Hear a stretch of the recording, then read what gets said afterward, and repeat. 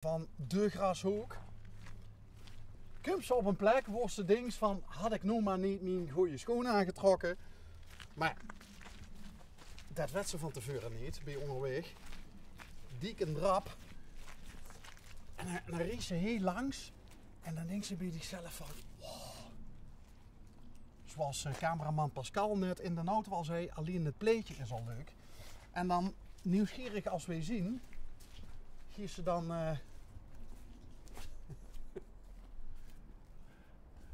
toch even op onderzoek uit. Oh, er is een kantuurtje. Ah, wacht. Er beweegt wat. Oh, kijk nou toch. De haard brandt. Goedemorgen. Hallo, hoi hoi. Wat een leuke plek. Ja, dat is zeker. Wat gaan we weer zien? Dat weet ik niet. Ik denk van Peel en Maas of iets dergelijks. Of, Nee.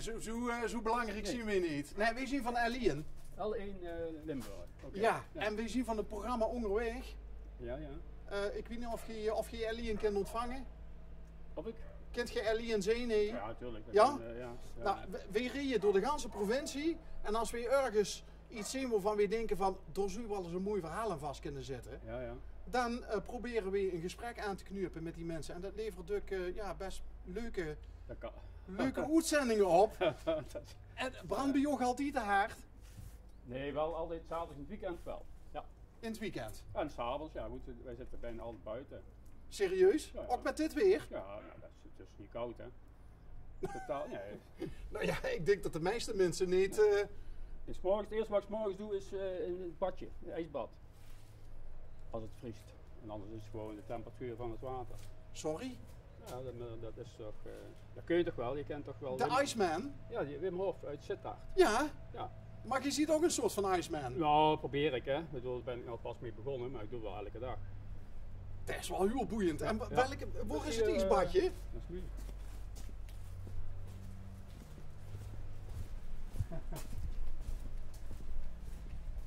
Nee. Bij de achterdeur. Dit is het badje.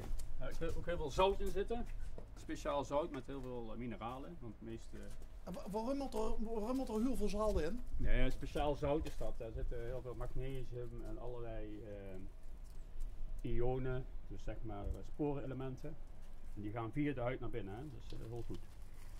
Maar ja, het bad doet natuurlijk ook heel veel, hè, de temperatuur. Dus ja. En, Erin en hup, relaxen. En daar ziet je net mee begonnen? Nou, in half november. Half november. Dus dat is inderdaad nog maar pas. Ja, ik deed al jarenlang koud douchen. Als je niet gewend bent, koud water, dan moet je dat natuurlijk niet doen. Oké. En waarom deed je altijd koud douchen? Ja, dat is gewoon goed, hè. Dat weet eigenlijk iedereen wel. Ik denk het niet. Nou, het is supergoed.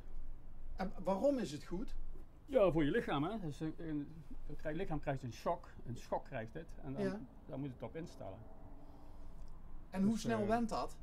Ja, dat went heel snel. Dat ja? Is, ja, zeker. Ja. Want ik zat, nou goed, een bad is veel kouder als het douchen. Als jij koud doucht, hè, gewoon thuis, dan kun je het hele jaar in de zee zwemmen, hè, ook in de winter, dat maakt niet uit. Want de zee is warmer als het leidingwater, de temperatuur van het leidingwater. Maar een bad is veel heftiger, want dat is veel kouder. Hoe lang zit u erin? Tussen de 5 en de 7 minuten. Nou, 7,5 minuut. Ook dat bouw je op? Ja. Ja, op een gegeven moment heb je er niet genoeg gehad, dan moet je nog even door. Ja, en het is natuurlijk, nou is het denk ik, wat zal het zijn, denk 4 graden denk ik, hè, want het vroor net nog. Maar vorige week heb ik moet eerst ijs kapot schoppen. Hè. Er zit zo dik ijs op, maar dat komt omdat de bad vrij staat, dus het koelt sneller af als dat het half in de grond ligt natuurlijk. De kou komt ook maar goed, van onderuit. Goh, dat terzijde. Ja, dat terzijde, maar wel een enorm boeiend begin. Ja, het lijkt wel een film. Ja, goed, dat hebben wij zelf gemaakt, zeg maar eigenlijk. Hè. Een beetje fantasie. En dit is uw werk? Nee. Ik werk al 40 jaar bij OC. Kennen nu. Ja. Ja goed, dat doe ik nog. En is dit hobby dan? Nou, zo is het in het begin eigenlijk mee begonnen. Maar nu is het natuurlijk gewoon een firma. Hè. Oh, dus eigenlijk Dit doe ik er even bij, dus zeg maar 3 dagen bij OC en dan heb ik hier het weekend 4 dagen hier. Heeft dit u altijd al geïnteresseerd? Ja, de oude spullen? Ja. En hoe lang doet u dat al? Dit is 25 jaar. Ja. Dus in die 25 jaar is hier veel veranderd? Ja, dat is allemaal, is er veel bijgekomen, laat ik zo zeggen. Ja. En hoe komt u aan die spullen? Ja, Want weet niet, die komen automatisch eigenlijk, je loopt er tegenaan of sommige dingen, dan ga je maar op zoek en de meeste komt eigenlijk bij toeval eigenlijk. Komt op je pad. Nou, ja, dan neem je het mee, ja. Zo kwam u ook op ons pad, want wij reden hier naar door Grashoek. En ik had het nog niet eens gezien en die jongens die zeiden van, daar staat een leeuw. Daar helemaal op de hoek. Daar staat het beeld van een leeuw. Oh, dat weet ik niet. Ja, dat moet dan denk ik wel van u zijn, of niet? Nee, oh hier op de hoek. Ja. Ja, nee, oké, dat is van Beeldenpad, ja. Nee, dat klopt, ja. En dan rij je hier naartoe en dan zie je nog een beeld van een paard en een everzwijn. Ja, paardenherten, ja. En zodoende kom je dan hier terecht.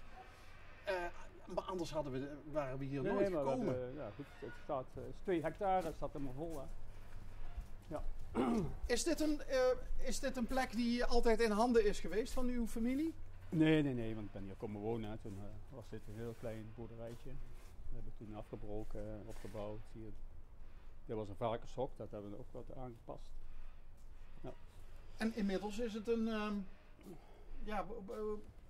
we doen antieke bouwmaterialen, decoratie. Hè. Dus tuindecoratie, maar vooral historische bouwmaterialen. En dan in de brede zin des woords. Hè. En is dat op dit moment, nu met corona, is dat heel veel mensen zijn gaan klussen en bouwen? Ja. Nee, op zich heb ik, in het begin had ik natuurlijk wel last van de corona. De Belgen bleven weg, de Duitsers bleven weg. Maar de Nederlandse markt is eigenlijk best goed geweest van de zomer. Ja, nu is het natuurlijk ook weer dood. Ja. Ja. Maar goed. Hoe ver loopt het door? Dat blijft natuurlijk, dat loopt hier gewoon door.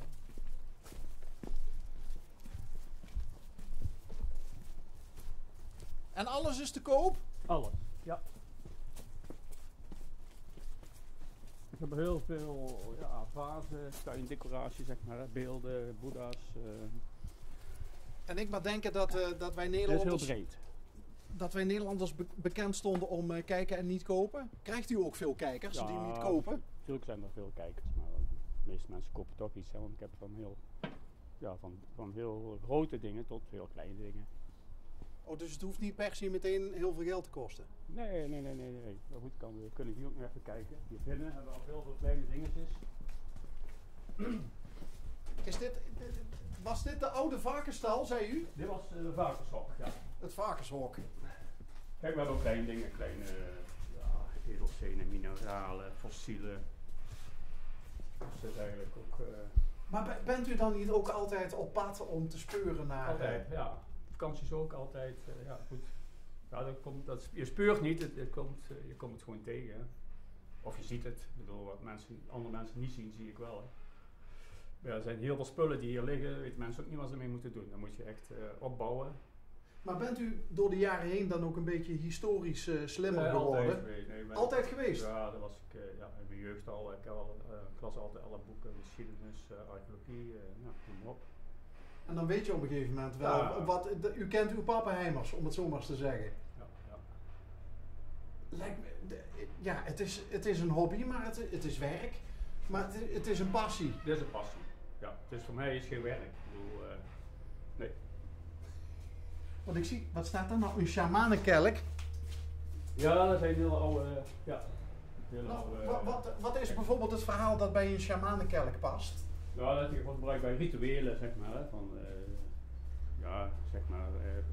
covens, heksenkovens. Ja. Want een shamaan is toch een beetje een medicijnman eigenlijk? Ja, dat is een tovenaar? Ja, spirituele man, hè, dus die toch wat gevoeliger is als doorsnee mensen. Ja. Komen er nou ook wel eens, kan ik me dan voorstellen, mensen hier die op zoek zijn naar dingen om een decor te maken voor filmopnames? Die worden vaak ook gehuurd. Hè? Dus mensen, of zeg maar zo'n filmploeg, die huurt dan, of de filmmaker, die huurt dan requisieten. Hè? Dus zeg maar grote poorten, van die grote romantische ijzeren poorten, of die grote beelden. Ja, dat lenen ze dan, of dat huren ze dan. Ja. En dan, dat is ook goed natuurlijk. Hebben er wel eens requisieten van u in bekende films of series gezeten? Ik heb ze wel gekocht. Van Floris bijvoorbeeld. Hè. Dus, heb ik wel, met Rutger Hauer? Ja. Zwaarden en schilden. Dat heb ik allemaal nog wel ergens liggen. Geweldig! Ja. Een zwaard dat Rutger Hauer in de hand heeft gehad. Ja, nou goed, dat weet ik niet precies, maar wel, uit die serie. wel wapentuig wat daar allemaal gebruikt is. Hè? Ja. Kijkt u ook altijd naar die programma's op tv van, noem je, hoe heet het ook alweer eens, de American Pickers? Ja, oké, dat vind ik altijd interessant natuurlijk. Dat is altijd wel leuk. Maar is dat waarheidsgetrouw? Nee, dat is, nee, dat is een soap eigenlijk, hè. Ja. Maar wel leuk. Maar die mensen, die verzamelaars, dat is wel echt natuurlijk. Komt u nog wel eens dingen tegen waarvan u zegt van, want u doet dit al 40 jaar? Nee, dit gebeurt 25 jaar. 25 jaar, oké. Dat u zegt van, dat u nog eens een keer oprecht verbaasd en verrast bent. Komt dat nog wel eens voor? Ik heb het ook niet zo lang geleden aangeschaft of gekocht. Ja. Toen wel. Ja. Maar ik dacht wel dat het iets bijzonders was.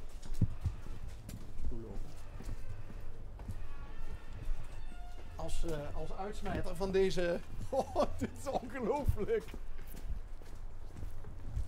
Jeetje. 2 hectare, zei u?